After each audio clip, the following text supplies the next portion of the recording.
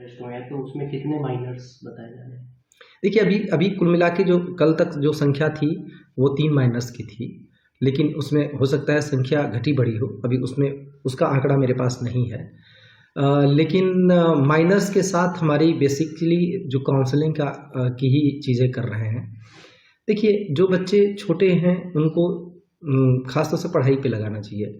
पढ़ाई उन्होंने करी नहीं, तो हम कोशिश ये कर रहे हैं कि उनको उस धारा से जोड़ें जहाँ पे वो अपने काम धाम में लगें, उनको स्किल के काम में लगावें, या जो पढ़ सकते हैं उनको पढ़ाई के काम में लगावें।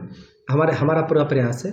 और जो अभी तक जो अरेस्टिंग हुई है 27 लोगों की, उनको कोर्ट के ज़रिए जो भी कानूनी प्रक्रिया है उसको हम पूरी कर रहे हैं। चाकू जो मिला है उसको वो बहुत ही ख़तरनाक है। वो जनरली भीड़ के अंदर अगर इस्तेमाल हो तो बहुत घातक हो सकता है।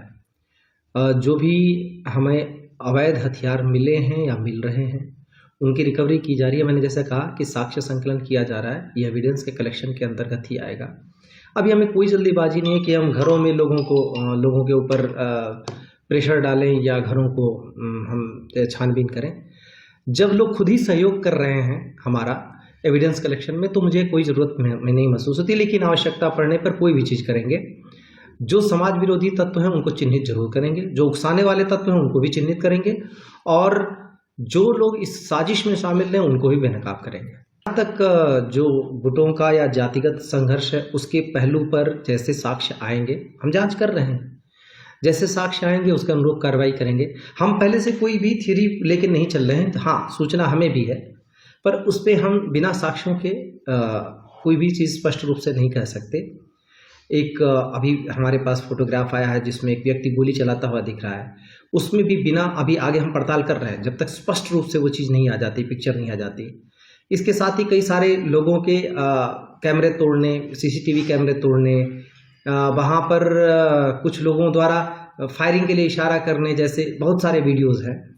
उन सब का की हम पड़ताल कर रहे हैं। कई बार ऐसा होता है कि हमें लगता है जैसे एक वीडियो सर्कुलेट हुआ और उसके आधार पर कहा जाने लगा कि गोली मारो, पुलिस कह रही है इसलिए गोली ही मार देगी। एक चीज़ है, लोगों को समझना पड़ेगा कि हम किसी को डराने के लिए कहते हैं। कई बार हम अपने घर के बच्चों को कहते हैं कि देखो ये तुमको ये कर देंगे, तो इसका मतलब कर नहीं देते। वहाँ चिल्लाया जा रहा था कि गोली, सब लोग गोली चलाओ रहे ताकि लोग डर जाए। हमारा उद्देश्य ये नहीं होता, कभी भी प्रशासन का उद्देश्य नहीं रहेगा कि किसी की जान जाए ऐसे में।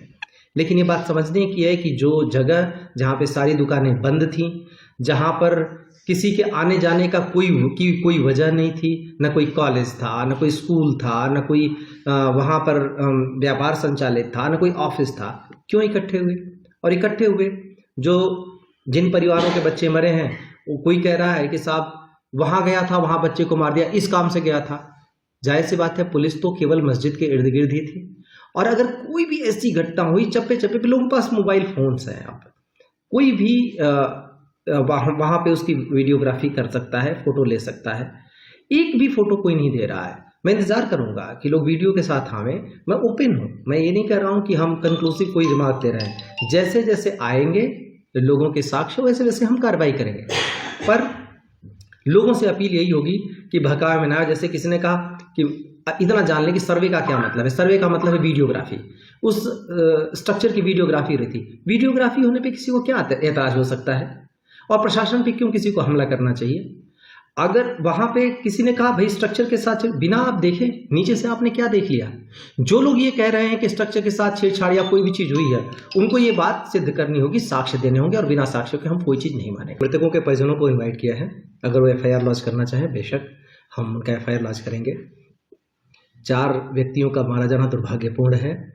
परिवारों की जो वेदना है उसको हम समझ सकते हैं, लेकिन इसके साथ ये भी सही है कि किसी के बहकावे में आकर उन्हें उलझुल चीज़ें नहीं कहनी चाहिए। आप इतना सोचें कि कोई भी भीड़ के बीच में से नहीं जाएगा, वहाँ इतनी जगह भी नहीं है, एक तंग गलियारा है, उसमें कोई सामान लेने नहीं जाएगा।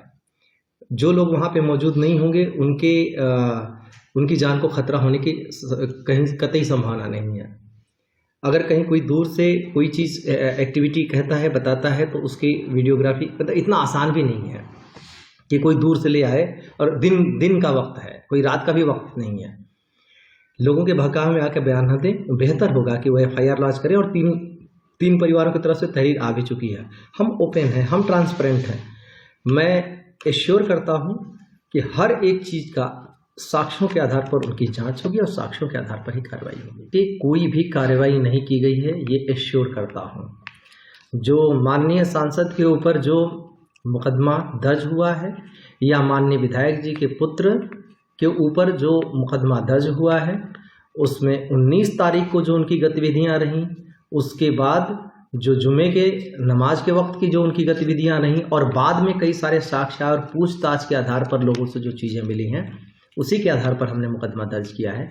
और हम साक्ष्यों के द्वारा प्रमाणित करेंगे कि वो इस पूरी गतिविधि में उनकी संलिप्तता रही है। छोटी सी बात है, कोर्ट ने आदेश दिया, कोर्ट कमिश्नर को अपॉइंट किया, सर्वे करो। सर्वे का मतलब वीडियोग्राफी। दोनों पक्ष वहाँ पे उपस्थित हैं, दोनों पक्षों की उपस्थिति में सर्वे हो रहा है। अब उसमें कोर्ट का आदेश है, कोर्ट कमिश्नर के द्वारा सर्वे होना है, दो पक्ष की उपस्थिति में होना है। तीसरे किसी पक्ष के क्या काम है? प्रशासन का काम क्या था? वहाँ पे सिक्योरिटी देना, हम सिक्योरिटी दे रहे थे। जो तीसरे चौथे पक्ष जो भी वहाँ पे मौजूद थे, उन्होंने व्यवधान उत्पन्न करने की कोशिश की। किस चीज़ में व्यवधान उत्पन्न करे? क्या जा रहा था? क्या जब मस्जिद के ऊपर पत्थर फेंके जा रहे थे तो उससे मस्जिद क्षतिग्रस्त नहीं और केवल वीडियोग्राफी से क्षतिग्रस्त हो जाती? ये जो सारी चीज़ें कही जा रही हैं, ये एक बिना आधार, बिना किसी तर्क के, बिना किसी साक्ष्य के चीज़ें कही जा रही हैं। किसी पॉलिटिकल बात पर मैं कमेंट नहीं करूँगा। पॉलिटिकल चीज़ों का जवाब पॉलिटिकल होगा, पॉलिटिकल लोग देंगे। मैं सिर्फ इतना कहूँगा कि हम अधिकारी हैं, हम कानून के दायरे में काम करते हैं, हम साक्ष्यों के आधार पर काम करते हैं। कोई भी जो बोले उसका साक्ष्य होना चाहिए। मैं जो भी बोल रहा हूँ साक्ष्य के आधार पर बोल रहा हूँ। और मैं ये अपील भी करूंगा, लोगों से उम्मीद करूंगा, समाज के जिम्मेदार लोग हैं, जिम्मेदारी से बयान देना चाहिए, इस बात को ध्यान में रखते हुए कि इससे कहीं संभल का माहौल जो किसी तरह से सुधरा है वो बिगड़े ना। हमारी पहली कोशिश होनी चाहिए कि हम इसको शांत करें, और जो शांत करने के बजाय इस माहौल को और भड़काता है, निश्चित रूप से उसकी मंशा साफ हो जाएगी। लोगों को फैसला करना है और लोगों को हम विश्वास में ले रहे हैं।